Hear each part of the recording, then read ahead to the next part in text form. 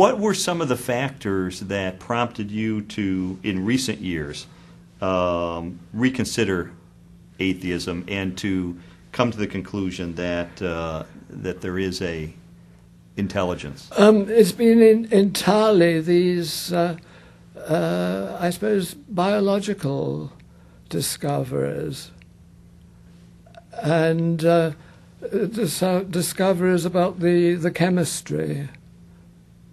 So these things. The complexity and... Yeah, the integrated complexity argument. Now, when you talk about the integrated complexity, yeah. Is it the unlikelihood of that developing naturalistically, the first complex integrated biological system? Is that where the problem you saw?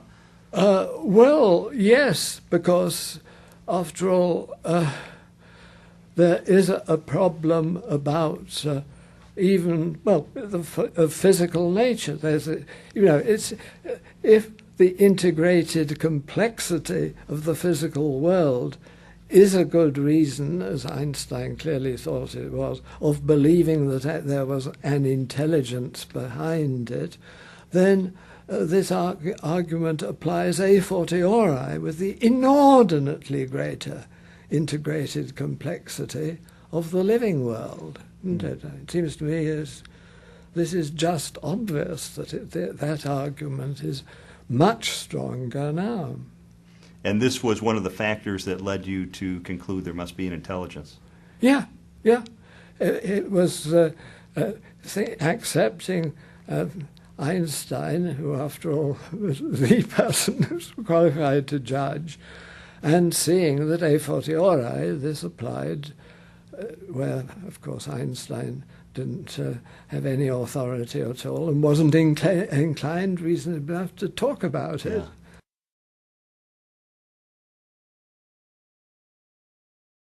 What qualities would you say that intelligence reflects or has? In other words, is this a omniscient intelligence? Is it a omnipotent intelligence? What qualities would you ascribe to it? Well, you'd have to subscribe omnipotence if it was going to do anything. And I don't think one's entitled to infer anything else. Above all, one's not entitled to infer that he is, like the God of Islam, very eager to conquer the world. What about eternality or the eternal nature? Would this? I should have thought so, because I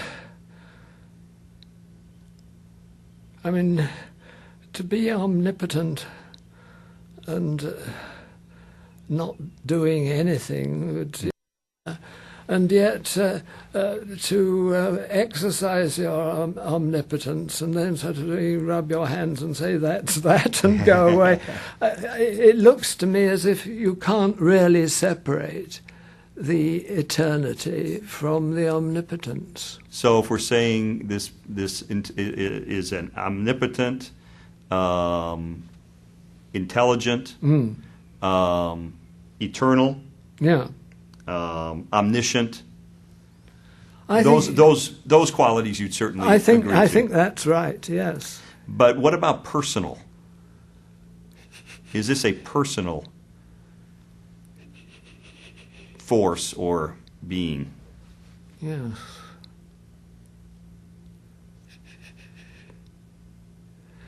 Well, you're suggesting activity. It's very hard to think of a conscience,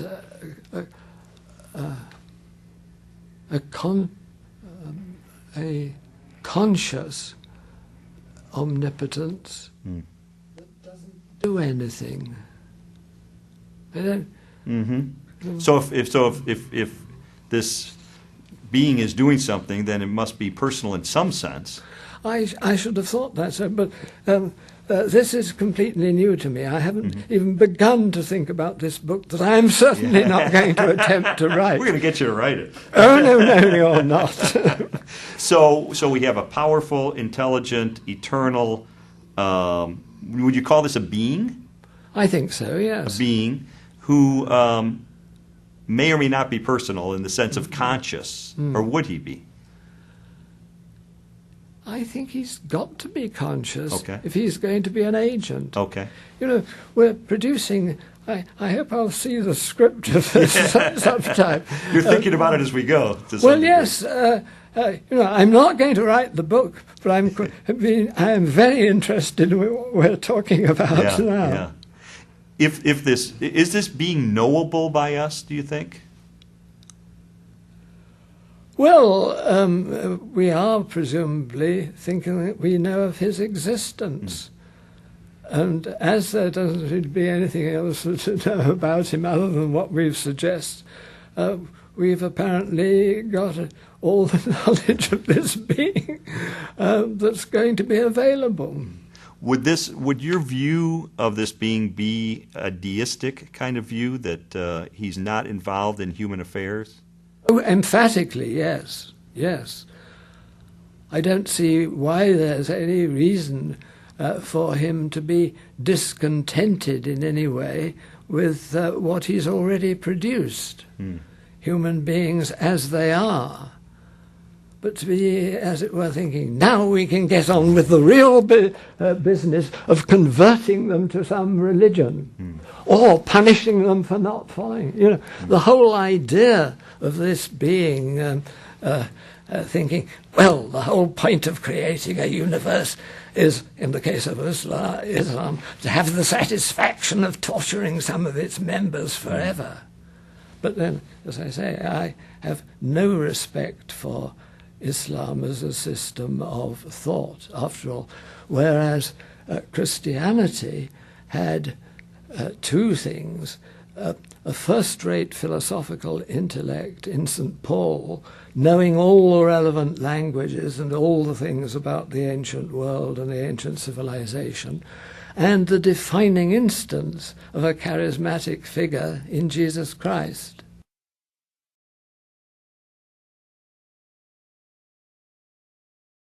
Now, it seems to me that this being created all that is, but you seem to be going a step further, because you're saying that the integrated complexity of organisms is evidence, perhaps, of this intelligence. So he didn't just create the universe, but he's also been involved in the creation of life. Oh, yeah. So you perhaps go further than a pure deist who might say he created and then walked away. He was involved later in creating life after the creation of the universe. Well, he created a universe that was going to develop in a certain way. It doesn't mean that he's going to be interested in anything thereafter. What we're postulating him to explain is the creation of the whole shoot as we know it. And I start to get there, following Einstein, with the basic physical world. But presumably the being in question would have thought of the whole shoot. Does this being, do you think, And I'm speculating here. its end. If presumably it is bound to have an end, isn't it? There'll be energy will be exhausted.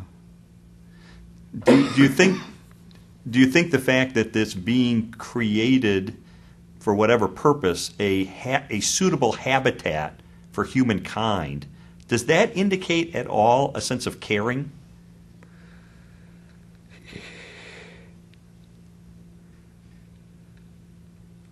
Well, I think if we were involved in a discussion for this book, that would have to be considered. Yes, I think that it's a reasonable thing for someone to argue. That doesn't mean it's the right, but it's certainly right for someone to say that. Yeah, I think. Yeah. And that is, in fact, what theists would want to say in some way, wouldn't it? The whole purpose of this creation was to produce believers. Yeah. You mentioned Jesus a little while ago. How do you view him? Who was he? How do you view him? I don't think I have any view of this. You know, I think this is a defining case of a charismatic figure. And if one were engaged in a study of charismatic figures, this one would be compared with the major figures in other religions.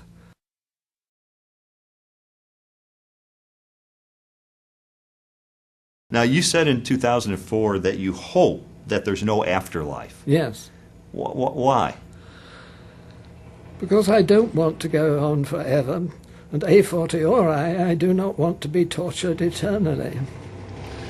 Now, a Christian would say that you wouldn't have to be, that if you take that step to say, I believe in this deity, it makes the miraculous more possible, there is historical data for the resurrection, and according to Christian teachings, that someone who receives Christ as their forgiver and leader doesn't have to worry about eternity. No, but I still don't want it. Really? No. Even if there were a heaven? Well, it depends rather on what the activities were. But if the activities were simply praising God and things of that sort, I'm not very... a continuous service, even a continuous... As I'm totally unmusical, the idea of my father-in-law, I think, would have been very happy about an eternity of first-rate music. If the Christian God exists, what would he have to do to convince you of that?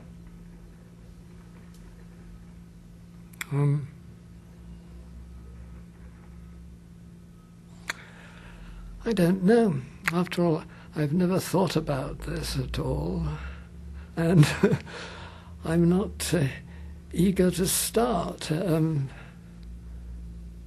He would presumably know. He would know what it would take. Yes, presumably. Yeah. I mean, Bertrand Russell, I think, said there's a lack of evidence. But you found enough to believe that there is an intelligence of some sort. Yes. So you've come further than he did. Yes. But circumstances have come further. New scientific discoveries. Oh, yeah. I mean, there's been a gigantic advance in the sciences since the death of Bertrand Russell. Yeah, no question, especially in this area. What reaction have you gotten from atheists when you announced your change in view? I haven't been much worried about what reaction I got from them. I would have no doubt been aware of more reaction if I was a devoted follower of the internet, but as I am not, I just don't care. And what's your reception been by Christians? Well, I don't know that there's been much question of reception. After all, what have I been doing which would involve me in a reception by Christians? I think most Christians who truly care about other people would say, here we have a great intellect who was known as one of the great spokespeople for atheism in history. And yet he's come to a new conclusion based on the evidence that he pursued, that there is this entity, that we talked about, this being. For Christians who know you and care about you, they would see this as perhaps a step on a road that might bring you to faith in Jesus. Yes, absolutely. And out of concern for you and love for you and friendship for you, people would feel that.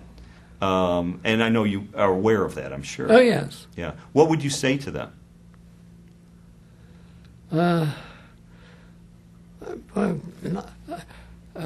It hasn't actually happened. I'll have to think about what I say if they do say something. I mean, you know that people are praying for you, I would guess. And I expect so, yes. Yeah. Does that bother you or concern you or Well, trouble you? No, I don't. It's not a matter I think about. You know, after all, it's not something you notice. Yeah. The object of prayer doesn't know anything about it. I mean, no doubt people are praying for members of the royal family, but I don't imagine that the Queen devotes much of her energies in a very busy life. He probably appreciates it. He probably appreciates it, but... What would you say is the biggest barrier to you in becoming a believer in Christianity?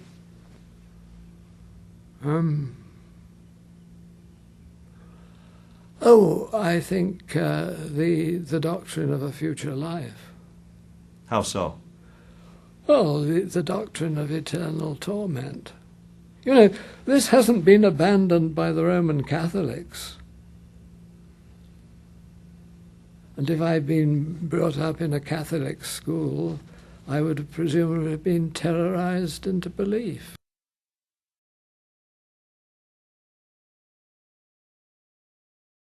Now, when you were in college, you attended the Socratic Club Yes. during the time that C.S. Lewis Yes. was heading that up. What were your impressions of him? He was obviously a major intellectual figure, and one should add, not merely in these religious matters. He was, I believe, a first-rate scholar of English literature. And he, I believe, learned later, he was a member of a small group of academics with similar interests who used to meet regularly in certain public houses, you know, including one near my old college, St. John's. Really? Yeah. But, you know, there was that aspect of C.S. Lewis which was entirely separate from his Socratic Club aspect. Did he make Christianity attractive to you at all? Did you become intrigued by it at all through his influence, or no? Well, I was very interested in it, and if I had become religious, that's the religion I would have gone for.